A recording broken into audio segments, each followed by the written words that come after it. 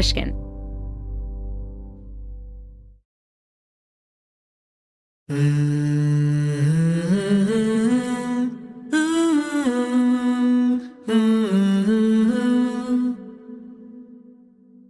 Being noisy, both literally and metaphorically, doing lots of weird, random stuff, right, that doesn't seem to make sense, being impulsive and curious and taking risks. All these features of what children are like that we might have thought were signs that they were irrational or just immature really are exactly the things that make them so good at learning. Alison Gopnik is a developmental psychologist. She spent the last few decades studying children's brains and how they learn. She says they're the best learners we know of in the universe, and that if we can just let kids do their thing and not overparent them, it can actually lead to better results. And it's not to say that parents aren't important. Parents are extremely important. But the things that make parents important are in the kind of spontaneous things, like the fact that they love their children and that they put energy into taking care of those children. Not that they have some kind of special expertise that they read in a book or found on a blog that they can use to make those children come out better. On today's episode, the creative genius of children and what they can teach us. I'm Maya Shankar, and this is A Slight Change of Plans, a show about who we are and who we become in the face of a big change.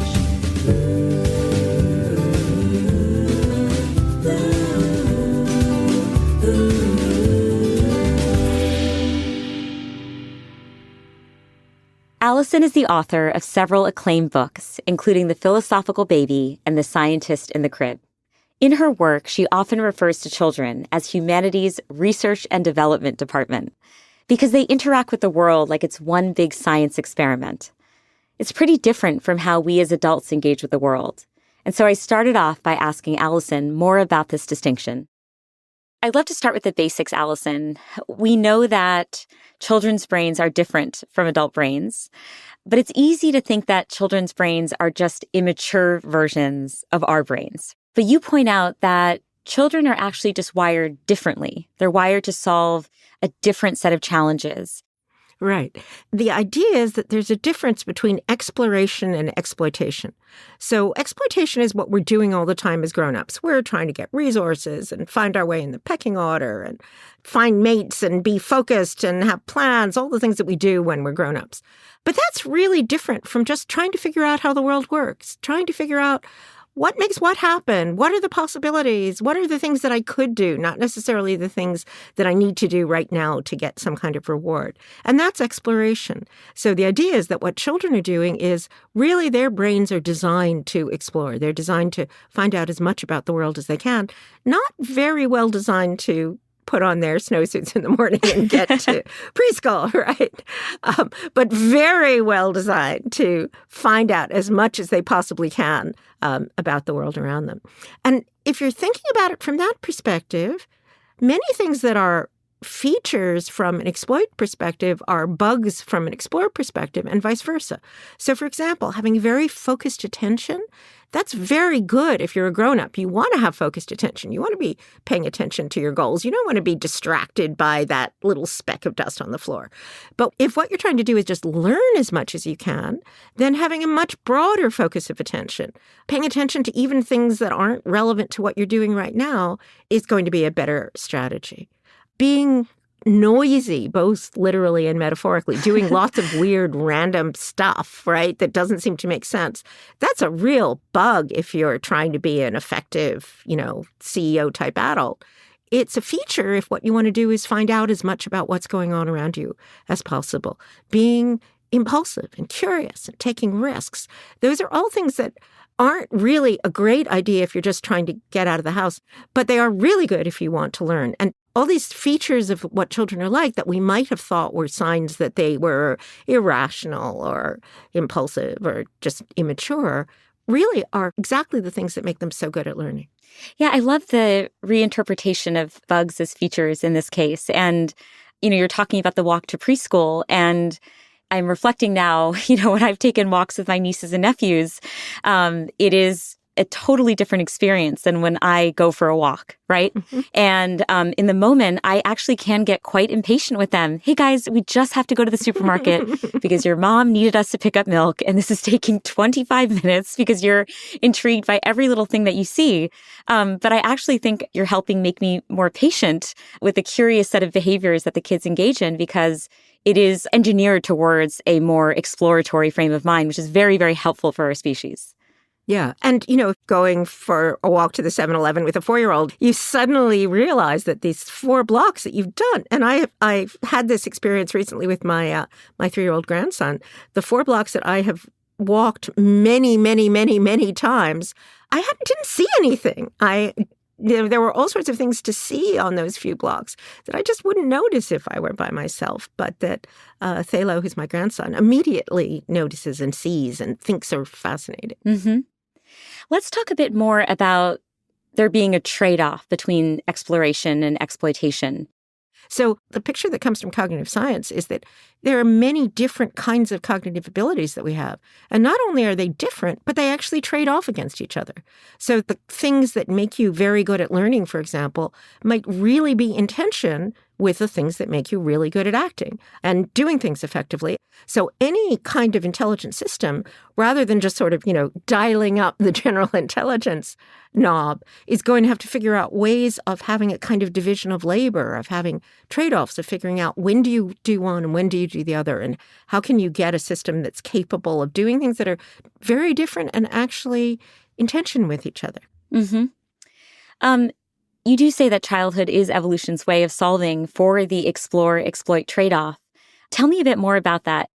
One of the things that we know about biological intelligent beings is that there's this really striking relationship between how long a period of childhood a species has and how large a brain it has, how intelligent it is, how much it relies on learning.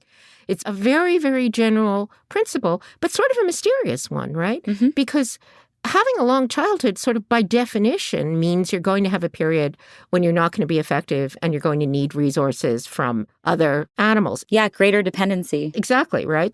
And humans are way out on the end of the distribution, as it were, on all of these measures. So we have the longest childhood by far. Chimpanzee children are producing as much food as they're consuming by the time they're 7. Oh, wow. And humans, even in forager cultures, aren't doing that until they're at least 15. So that's very puzzling from an evolutionary perspective. Why would you have this very long period where you not only are you not producing resources, but you're depending on other people to produce resources for you? And the argument is that when you're trying to resolve this explore-exploit trade-off, a very good way to do it is have an early protected period where all you have to do is explore. You don't have to worry about exploiting because you have caregivers who take care of you. Mm-hmm. And then you can take all those things that you learned when you were 3 or when you were 4 and put them to use as an adult in a new environment. You said a really critical word there, which is you said protected childhood. And it is really important to emphasize that kids are only really getting the gains of this period of exploration when they do feel that they are in these safe spaces where it's okay to take risks, where it's okay to experiment with different solutions, right?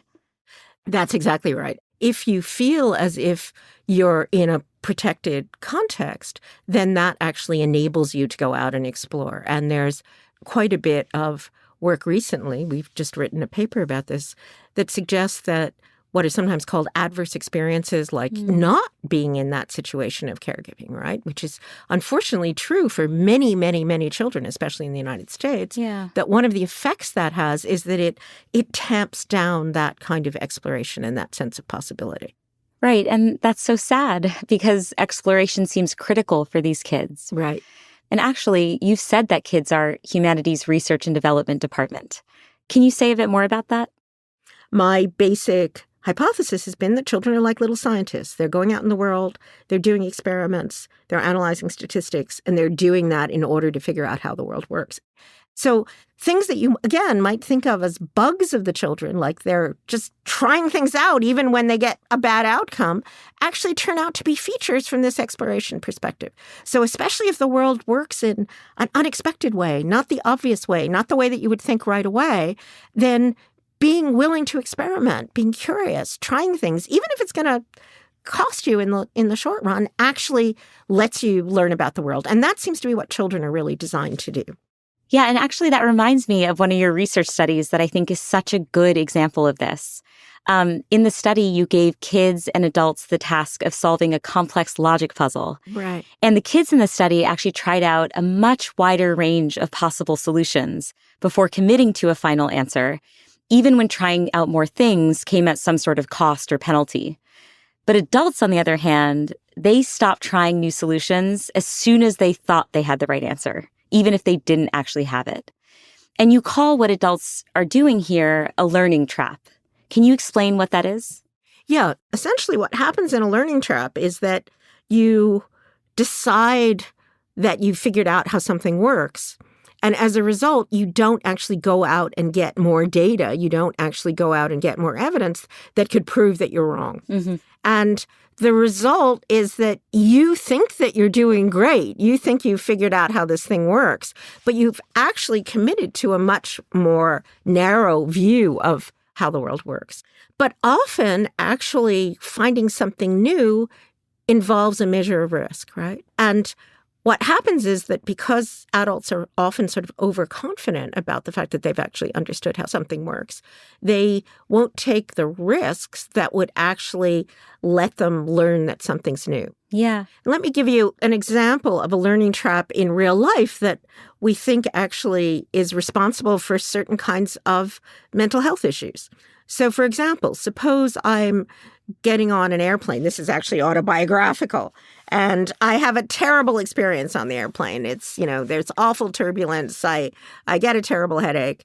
And as a result of that, I just refuse to get on an airplane ever again. That's what happens in phobias or anxiety disorders. Mm-hmm. Now, the problem is if I do that, I'm never going to learn that most of the time airplane rides are perfectly fine. And my brain isn't going to figure out that most of the time airplane rides are perfectly fine.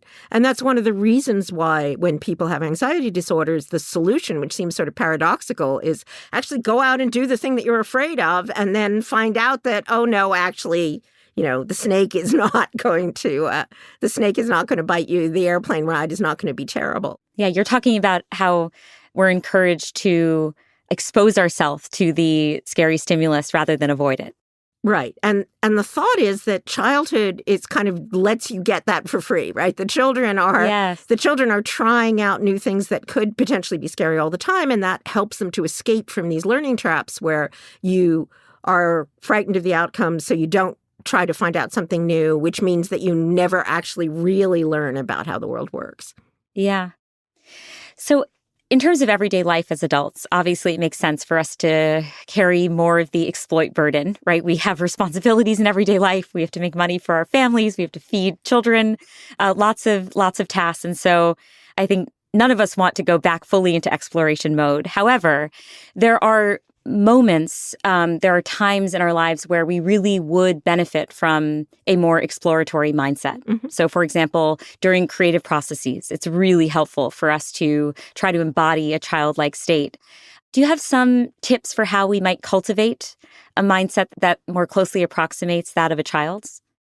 Well, I think we have some ideas. And one is this sense of being safe, of not having anything immediately riding on your decisions, seems to be something that enables you to explore more widely.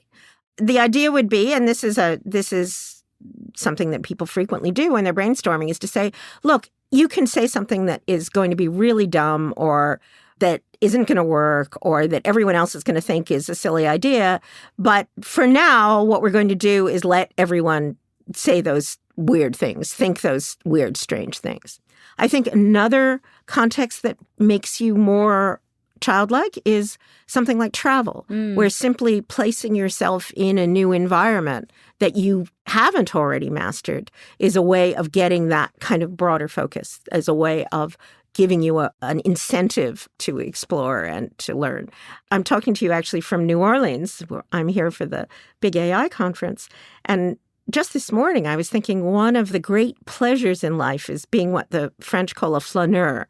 So a flaneur is someone who just goes to a strange city and wanders around the strange city. And I was thinking this morning, why is that so satisfying, right? Why is there such pleasure in just being in a new place and wandering around the streets and seeing everything that's a little different? I think that's something that really puts you in this kind of explore mode. You're not trying to get to the high points. You're not trying to get to the conference center. You're just wandering and physically wandering and wandering in your head. Yeah, I mean, you mentioned going to new cities, and I'm thinking also about learning new skills. I think all of these uncomfortable environments are humbling in a way that's potentially very helpful to the adult brain. When we've been placed outside of our comfort zone, we have no mastery of the skill at hand or no mastery of how to get around the city. It allows us to rely less on our priors, less on existing knowledge, and to try and, I'm just trying to think about what it's doing to the mind, but it just seems like it's forcing upon us a kind of creativity that day-to-day life might not. That's exactly right. I think that's exactly right.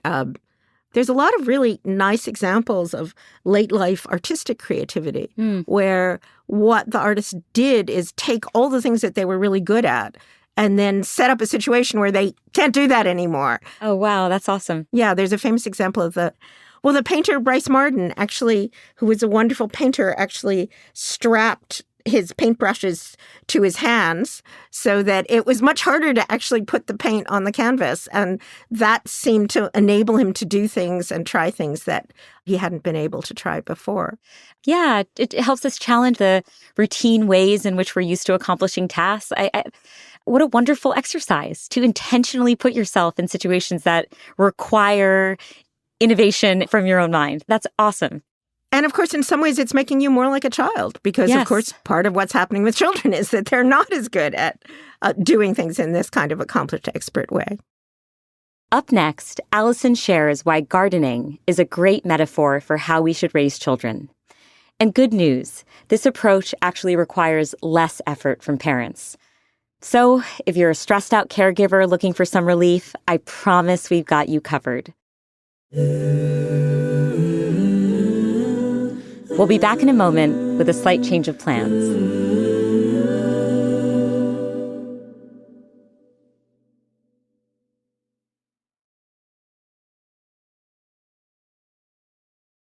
So far, Alison, we've talked about the marvelous ways in which children's brains are wired and how they learn things. And you say that this has implications for how we parent. Mm-hmm. And you've come up with this very helpful analogy that helps reflect two distinct models of parenting, the carpenter and the gardener. Do you mind talking about the carpenter and the gardener? So a very common way, especially nowadays, that people think about being a parent is that it's kind of like work or school.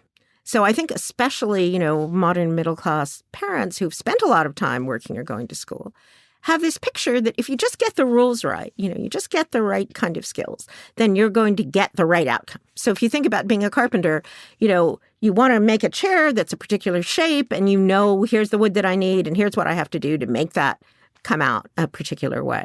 And people often, especially now, have that as the sort of internal model of what it is to be a parent. I want a child who is going to Harvard and smart and competent and happy and successful and whatever your list All is. the things. All the things, exactly.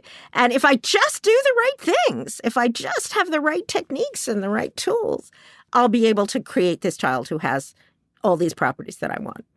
And the trouble is that's not how being a parent works at all.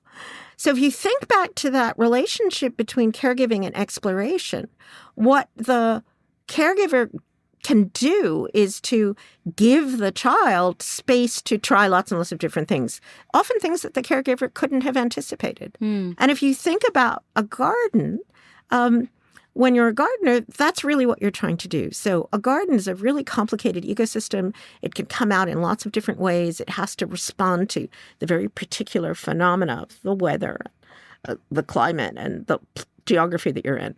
And a good gardener knows you just can't control what's going to happen in the garden. But what you want to do is to provide enough richness, enough resources so that many different kinds of plants can thrive. And it's actually a deeper point, because what makes, say, an ecosystem like a garden effective is this kind of variability and diversity. And we know that. That's the thing that makes it robust. That's the thing that can make the garden survive, even though, one year you have a tremendous amount of rain and the next year you have drought. And it's having that possibility of diversity, of variability, of doing things that are different, things that are unexpected, things that, maybe you don't even want as a parent. That's the thing that makes the system robust. Yeah. Why is it better for parents to be more gardeners than carpenters? Even if you could be the carpenter, even if you could fulfill this carpenter agenda, you'd be sort of undermining the whole point of childhood by doing it. But the truth is, you can't really do it. And the result is that parents are in this constant state of frustration because they feel as if there should be a guidebook, there should be a specific outcome, and that they're failing. And so they read more books, or they look at more parenting blogs, or they try to make judgments about what they should be doing and what they shouldn't be doing. And that just makes everybody miserable. It makes everybody anxious. It makes parents anxious. It makes children anxious.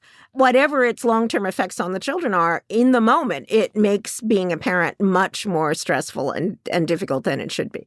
And it's not to say that parents aren't important. Parents are extremely important. But the things that make parents important are in the kind of spontaneous things, like the fact that they love their children and that they put energy into taking care of those children, not that they have some kind of special expertise that they read in a book or found on a blog that they can use to make those children come out better. Yeah. And I mean, you have struck a chord with so many parents right now, or anyone who cares for children, in capturing the anxiety that people feel around this space. I mean, with hundreds of thousands of self-help books around parenting or guides for parenting, it's really overwhelming. And on a personal level, I do see so many of my friends with kids getting completely wound up over whether they're engaging in the right kind of parenting. Was I mindful? Was I this full? Was I that full? I mean, we're being fed scripts now around how we should be engaging with kids. And I really would love to release the pressure valve for them just a little bit, right, in this moment. Right. What are the types of things that you see parents stressing about that the empirical research shows just don't make a difference when it comes to the kids' development? So there's a kind of paradox, because we know a lot about how important parents are, because we know that, as I say, the large number of children in a place like the United States who don't have good caregiving, who don't have parents who are able to take care of them because the parents are stressed, or because the parents aren't there, or because the parents are under other kinds of pressure, they do really suffer, and we know that they suffer in the long run. But the things that typical middle-class parents are stressing about, like exactly how should you feed your child, or exactly what kind of sleep pattern should the child have, there's no evidence that those kinds of decisions have effects in the long run. And in some ways, it's almost like the things that you are sitting there and consciously trying to decide about, should I do it this way or do it that way? Do you have the baby face forward or face backwards in their stroller? Do you sleep train, or do you have the baby sleeping with you?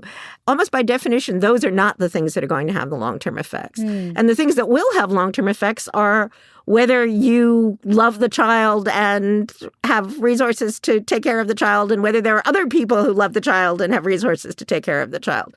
And are you finding that to be true even with pedagogical approaches with kids? So the way that we try to teach kids certain skills, like what I think what I'm interested in here is when I think about, so I used to be a violinist, and when I think about how I learned the violin, it was exclusively through imitation. Right. I didn't know how to read sheet music.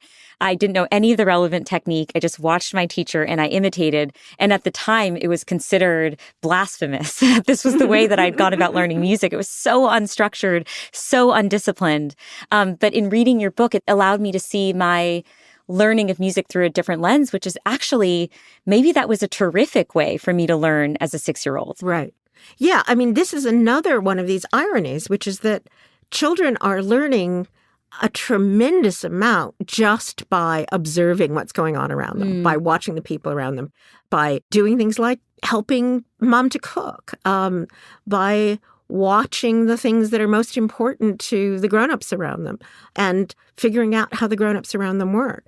And we know from many studies, many of which I describe in The Gardener and the Carpenter, just how amazingly subtle children are and how accomplished they are at learning just by looking at other people, listening to what other people say.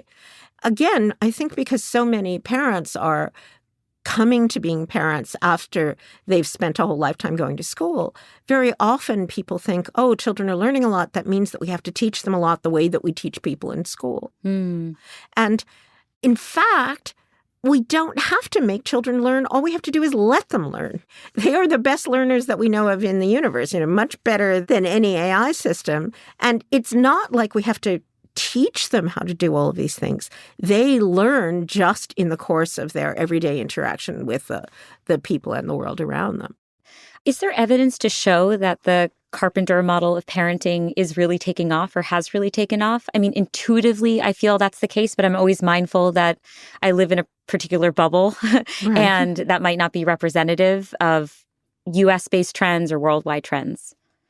Well, there's a very interesting paper that just came out in the Journal of Pediatrics where they looked at how much independence children have had and how constrained they are by what parents are doing. And I think the evidence was pretty good that historically children had many more opportunities for exploring than they do now. So even if you just think about, could children walk to school? How much of the neighborhood did they know about? I think there's actually some pretty good evidence that that has really narrowed and become more constrained, both for high-income and low-income children over the past, say, 20 or 30 years. If you think about when the TV series Stranger Things came out, which is all set even just not that long ago in the 80s, one of the reactions people had is, gee, those kids are just like getting on their bikes and wandering around and going through the park and going to these strange places in the forest. The kids wouldn't do that now, right? Yeah. That would be a strange thing for kids to do now. And I think there is some empirical evidence that that's been true. Yeah. I'm sure there's lots of people listening who are thinking, Alison, you convinced me intellectually. I want to do a little bit more of the gardening approach to parenting. But man, it is really hard to resist the pressures of being a carpenter parent when our current system, as it is designed, tends to reward kids that grow up under that model. What do you say to them? Because it's so hard. And I feel the temperature rising. Like we both live in the Bay Area, right? It just feels a little bit suffocating at times. My basic advice is to chill out. That putting more energy into integrating children into the daily life that's most important to you and less energy into trying to shape them just leads to a happier existence for everybody. What I do think is that in the moment for a particular parent and a particular child, you can sort of get a sense of what makes us thrive and what makes us not thrive. What are the times that are the happy, joyful times? And I think we really underplay just how much everyday joy and happiness there is in being with little kids, like, rolling around on the floor and playing and, getting a chance to use crayons. I never get a chance to use crayons in my everyday life, but I could do it if I'm with my grandchildren. Getting a chance to sing old Broadway show tunes, which is also something I don't get a chance to do in my regular life. Or just... So my nephew's 9 years old, and I sometimes just marvel at what he's picking up from his environment that we know that he's never been explicitly taught. So he came to visit my husband and me, and he gets into the car as we're driving, to go to an amusement park or something. And he said, like, Auntie Maya, Uncle Jimmy, I just need to tell you that I probably won't get married. Okay. And I was like, okay, like, I'm so glad that this is a choice for you, Mateo. Like, it's up to you to decide. And he's like, and there's a really big reason why. And I was like, okay, what is it? And he had this big dramatic pause. And he goes, heartbreak. I just don't think heartbreak is something that I ever want to go through. I was like, you're 9. But it was extraordinary to me. I was filled with awe. Wow, this little kid is walking around the world and he somehow absorbed this message, right? And that was a nice reminder. And I was reading your book during the same period of time where I was interacting with my nephew. And it was a reminder, wow, so much of that learning is happening outside of these formal systems of education and That's right. outside these formalized structures. And that's the most powerful emotionally resonant kind of learning. And I think one of the things that we can do as caregivers in general, maybe even more as grandparents, because we don't have to worry so much about the day-to-day, is we just get to witness this incredible phenomenon of human children learning. I mean, it's one of the most striking, amazing things that ever happens in nature is that in this very short space of time, these little creatures who are in so many other ways not very competent manage to learn really subtle things like that you might have your heart broken if you ever fall in love. And not only that, but learning having ideas about how the world works, as I said before, that are really different from anything that a grown-up would be thinking about. Mm-hmm. There's also I guess I want to point out that even if you are trying to optimize for your kid's success, you point out that given all of the technological changes happening around us, the gardener approach is cultivating the very skills that might be most useful in the future of our society. So things like flexibility, creativity, imagination, innovation, these are the sorts of things that are going to be more important than ever, right, given AI and all the jobs that will become redundant in the face of AI. Like, it's these skills that we're cultivating in childhood that actually might be the differentiators. Is that right? Or am I talking about this in the right way? I think that's exactly right. And remember, the impetus for humans to develop this long childhood and these big brains in the first place is exactly that we live in a much wider variety of environments and environments that change more than other creatures do. And that's just accelerated, right? You know, we're going to have to deal with environments that are really different from the environment that we grew up in or that we're living in now. And providing children with the kind of sense of possibility, the possibilities for exploration, is a really good way to do that. Yeah. I'm curious in terms of the practical implications of this gardener versus carpenter approach. And I'm wondering, has this research made you reflect on how your parents did things, how you parented your own kids, and what you might have done differently? Yeah. So my parents are kind of an interesting case. They had 6 children within 11 years when they were undergraduate students at the University of Pennsylvania. Oh, wow. And we never had special classes. We never were in enrichment programs. But we grew up in this world where there was lots of art around, there were lots of books around, there was always lots of conversation available.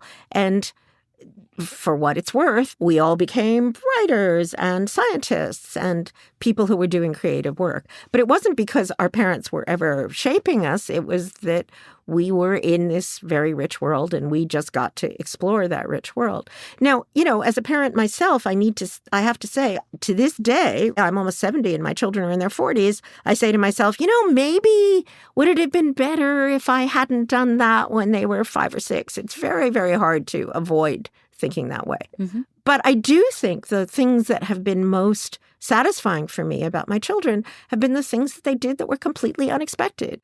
One of my sons actually became a carpenter. He isn't too happy about the title of my book because he thinks it's a bit of a slur on carpenters. But, carpenters are great. They build our houses. Exactly. That's right. That the families then live in. So there. Alison's son, I got you.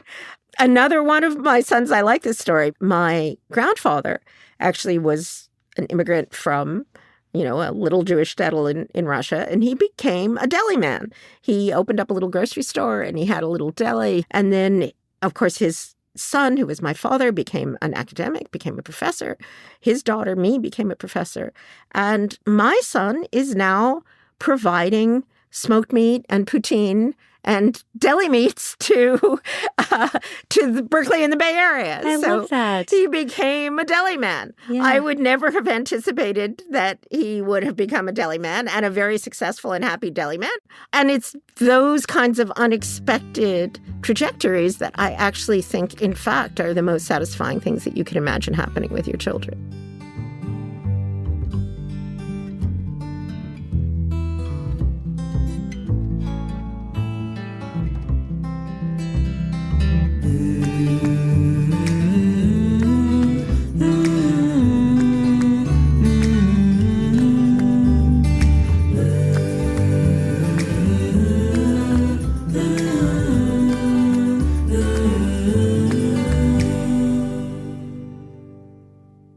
Hey, thanks so much for listening.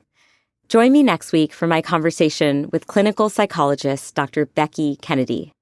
She's known as the Millennial Parenting Whisperer, and she offers a new approach to parenting that I find refreshing because it's useful for all kinds of relationships. See you next week.